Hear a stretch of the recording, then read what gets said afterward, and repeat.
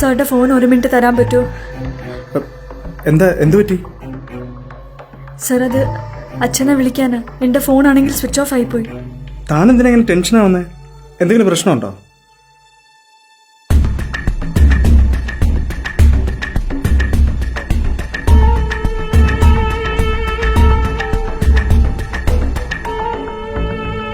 എടോ, താൻ പേടിക്കണ്ട. ഇതാ. Thank you sir. ബ്രോ, ഈ ഈസ്റ്റ് ഫോർട്ട് വഴി ഏതെന്നറിയോ? ഈസ്റ്റ് ഫോർട്ട് ഇവിടെ നിന്ന് റൈറ്റ് തിരിഞ്ഞാൽ നേരെ പോകുമ്പോൾ അട്ടക്കുളങ്ങര ജംഗ്ഷനാണ്. അവിടെ നിന്ന് റൈറ്റ് തിരിഞ്ഞാൽ മതി. Okay bro, thanks.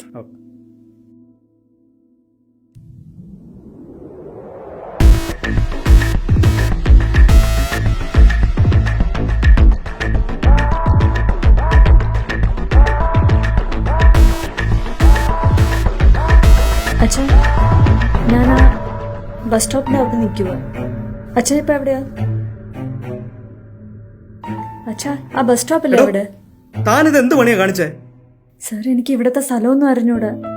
അച്ഛന് വഴി പറഞ്ഞു കൊടുക്കാൻ വേണ്ടിട്ട് ബോർഡ് നോക്കാൻ വന്നതാ.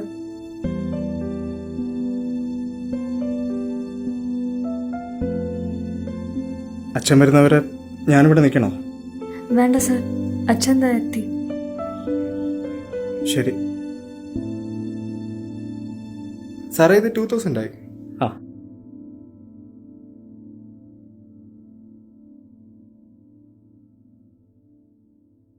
സാർ, ബാലൻസ് ഇല്ല. ബാലൻസ് ഇല്ലെന്നോ? താൻ ഒന്നുകൂടെ ഒന്ന് ട്രൈ ചെയ്തേ. ഇൻസഫിഷ്യന്റ് ബാലൻസ് എന്നാ കാണിക്കുന്നത്. അങ്ങനെ വരാൻ വഴിയില്ലല്ലോ.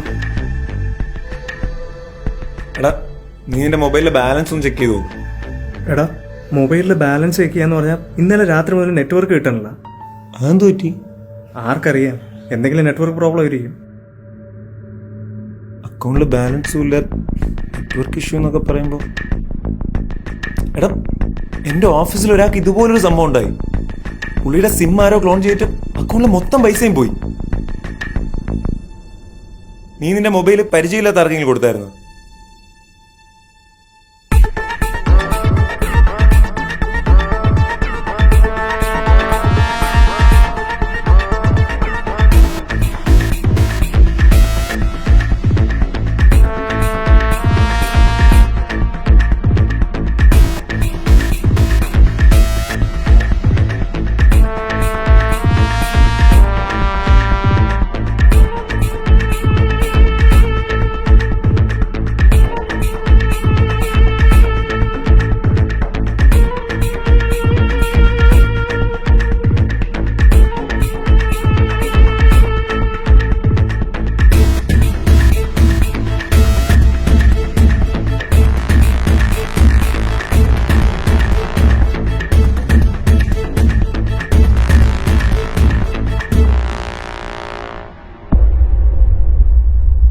മാഡം, എടി, ഒരു മിനിറ്റ്, ഞാൻ പിന്നെ വിളിക്കാം. മാഡത്തിനൊരു ഡെലിവറി ഉണ്ടായിരുന്നു. ഡെലിവറിയാ? ഞാൻ അതിനൊന്നും ഓർഡർ ചെയ്തിട്ടില്ലല്ലോ. മാഡത്തിന്റെ പേര് രേണുക എന്നല്ലേ?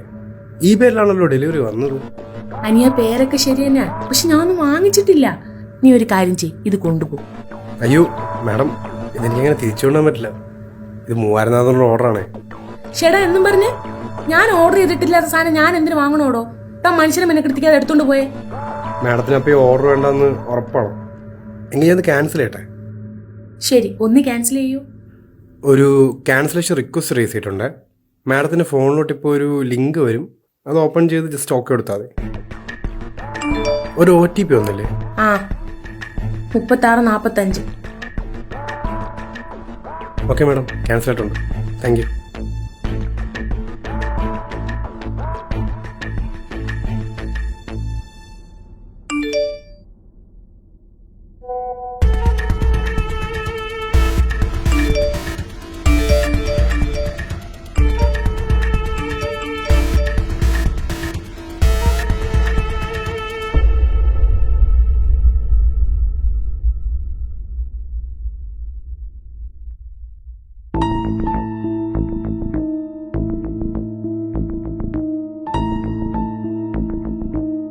നിങ്ങൾ കറണ്ട് ബില്ല് അടച്ചില്ലേ? അടച്ചല്ലോ. ബില്ല് അടയ്ക്കാത്തതുകൊണ്ട് കറണ്ട് കണക്ഷൻ കട്ട് ചെയ്യുമെന്ന് പറഞ്ഞ് മെസ്സേജ് വന്നിരിക്കുന്നു. അങ്ങനെ ഒരു വഴിയില്ലല്ലോ. ഞാൻ നമ്പറിലൊന്ന് വിളിച്ചു നോക്ക്.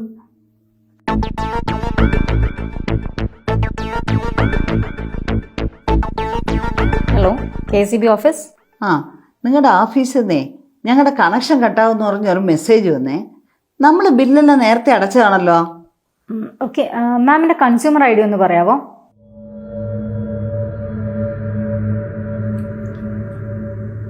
ആ മാം, ഇവിടെ പേയ്മെൻറ്റ് അപ്ഡേറ്റ് ആയിട്ടില്ല. ലാസ്റ്റ് മന്ത് ഡ്യൂ ഒരു 4300 അല്ലേ? അതെ. ആ, അത് ചിലപ്പം സിസ്റ്റത്തിൽ എന്തെങ്കിലും എറർ കാരണം അപ്ഡേറ്റ് ആവാത്തതായിരിക്കും. പല കസ്റ്റമേഴ്സ് ഇങ്ങനത്തെ ഒരു ഇഷ്യൂ പറഞ്ഞിട്ടുണ്ട്.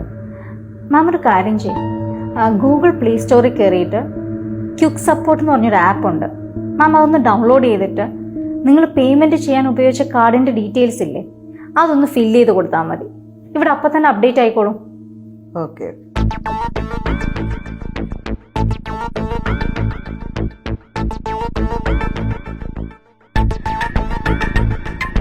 കാർഡ് ഒന്നിടും.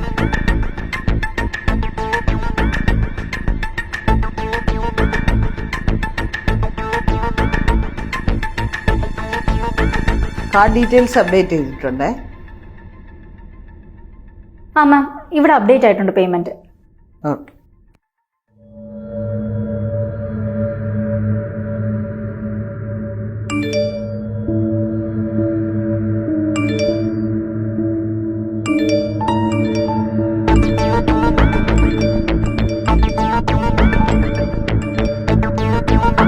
ഓക്കെ,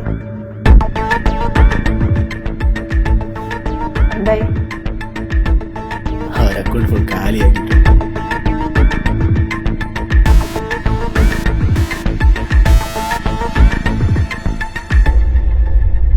നമ്മുടെ നാട്ടിൽ ഓരോ ദിവസവും പുതിയ പുതിയ രീതിയിലുള്ള തട്ടിപ്പുകൾ നടന്നു വരികയാണ്.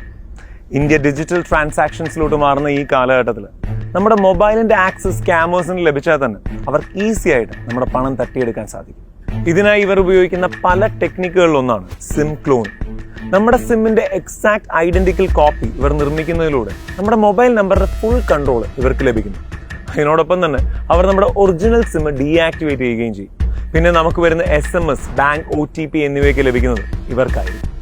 ഇത്തരം SIM cloning, swapping and porting ടെക്നിക്കുകൾ വഴി ലക്ഷങ്ങളാണ് സ്കാമേഴ്സ് തട്ടിയെടുക്കുന്നത്. ഇത്തരം തട്ടിപ്പുകൾക്ക് ഇരയാവാതിരിക്കാൻ ഒരിക്കലും നിങ്ങളുടെ മൊബൈൽ ഫോൺ പരിചയമില്ലാത്തവർക്ക് നൽകാതിരിക്കുക. ഇനി ആരെങ്കിലും ഇതുപോലെ ഹെൽപ്പ് ചോദിക്കുകയാണെങ്കിൽ ഫോൺ നമ്പർ നിങ്ങൾ തന്നെ ഡയൽ ചെയ്തതിനു ശേഷം അവരോട് സ്പീക്കറിൽ സംസാരിക്കാൻ ആവശ്യപ്പെടുക. അതുപോലെ മൊബൈൽ ഫോൺ നന്നാക്കാൻ കൊടുക്കുമ്പോൾ സിം മാറ്റിവെച്ചതിന് ശേഷം മാത്രം കൊടുക്കുക. പിന്നെ പുതിയതായി കണ്ടുവരുന്ന മറ്റൊരു സ്കാമാണ് fake parcel delivery scam. Delivery agent എന്ന വ്യാജേന ഒരാൾ നമ്മൾ ഓർഡർ ചെയ്യാത്ത പ്രോഡക്റ്റ് കൊണ്ടുവന്നതിന് ശേഷം അത് നമ്മളെ വാങ്ങാൻ ആവശ്യപ്പെടും. അത് നമ്മൾ ഓർഡർ ചെയ്തിട്ടില്ലെന്ന് പറയുമ്പോൾ ഇത് ക്യാൻസൽ ചെയ്താൽ മാത്രമേ നമുക്ക് തിരിച്ചു കൊണ്ടുപോകാൻ സാധിക്കൂ എന്ന് നമ്മളെ പറഞ്ഞ് വിശ്വസിപ്പിച്ചു ഒരു ക്യാൻസലേഷൻ ലിങ്കിൽ ക്ലിക്ക് ചെയ്യാൻ പറയും. ആ ലിങ്ക് ക്ലിക്ക് ചെയ്തതിന് ശേഷം വരുന്ന ക്യാൻസലേഷൻ OTP കൂടി നമ്മൾ നൽകിയ പിന്നെ നമ്മുടെ മൊബൈലിന്റെ ആക്സസ് അവർ പൂർണ്ണമായും കൈക്കലാക്കും. പിന്നെ ഈയിടയ്ക്കായി ഒരുപാട് മലയാളികൾ അകപ്പെട്ട മറ്റൊരു സ്കാമാണ് KSEB സ്കാം. ഇലക്ട്രിസിറ്റി ബോർഡിൽ എന്ന വ്യാജേന ഒരു വ്യാജ SMS അയച്ചാണ് ഇവർ ആൾക്കാരെ വലയിലാക്കുന്നത്. അവർ പറയുന്ന ക്വിക്ക് സപ്പോർട്ട് ആപ്പ് ഡൗൺലോഡ് ചെയ്ത് അതിന്റെ ആക്സസ് അവർക്ക് നൽകുക. പിന്നെ നമ്മുടെ മൊബൈൽ ഫോണിന്റെ പൂർണ്ണമായ കൺട്രോൾ സ്കാമേഴ്സിന്റെ കയ്യിലാണ്. അതുകൊണ്ട് ഇത്തരം മെസ്സേജുകൾ വരുമ്പോൾ പാനിക്കായി ആ നമ്പറിലേക്ക് വിളിക്കാതെ KSEBയുടെ ഒഫീഷ്യൽ നമ്പറിൽ കോൺടാക്ട് ചെയ്യുക. മാത്രമല്ല നമ്മുടെ ബാങ്ക് ഡീറ്റെയിൽസ്, OTP എന്നിവ ഒരിക്കലും ഇവരുമായി പങ്കുവെക്കാതിരിക്കുക. നമ്മുടെ ഒരു നിമിഷത്തെ അശ്രദ്ധ മൂലം നമുക്ക് ചിലപ്പോൾ നഷ്ടമാകുന്നത് ജീവിതകാലം മുഴുവൻ നമ്മൾ കഷ്ടപ്പെട്ടുണ്ടാക്കിയ സമ്പാദ്യമായി. അതുകൊണ്ട് ഓരോ നിമിഷവും ഇത്തരം കെണികളിൽ നിന്ന് ജാഗരൂകരായിരിക്കും. എല്ലാവർക്കും ഒത്തിരി സന്തോഷം നേർന്നുകൊണ്ട് താങ്ക് യു. ഇനി ആരും ഇത്തരം തട്ടിപ്പുകൾക്ക് ഇരയാവാതിരിക്കാൻ തീർച്ചയായും ഈ വീഡിയോ മാക്സിമം ഷെയർ ചെയ്യുക. സ്കാമേഴ്സിന്റെ ഇത്തരം കെണികളിൽ നമ്മൾ വീഴാതിരിക്കാൻ എന്തെല്ലാം ചെയ്യാമെന്നുള്ള നിങ്ങളുടെ അഭിപ്രായങ്ങൾ താഴെ കമന്റ് ചെയ്യുക. SK ടോക്സ് എന്ന കുഞ്ഞു ഫാമിലിയുടെ ഭാഗമായി ഒത്തിരി പോസിറ്റീവ് മെസ്സേജസ് ഈ ലോകത്തോട് ഷെയർ ചെയ്യണമെന്ന് നിങ്ങൾ ആഗ്രഹിക്കുന്നുണ്ടെങ്കിൽ SK ടോക്സിന്റെ യൂട്യൂബ് ചാനൽ സബ്സ്ക്രൈബ് ചെയ്യുക. SK ടോക്സിന്റെ ഫേസ്ബുക്ക് പേജ് ഫോളോ ചെയ്യുക. നിങ്ങൾ ഒരു ചേഞ്ച് മേക്കർ ആകാൻ ആഗ്രഹിക്കുന്നുണ്ടെങ്കിൽ SK ടോക്സിന്റെ ഒഫീഷ്യൽ വാട്സ്ആപ്പ് നമ്പറിലേക്ക് മെസ്സേജ് അയയ്ക്കുക. Thank you.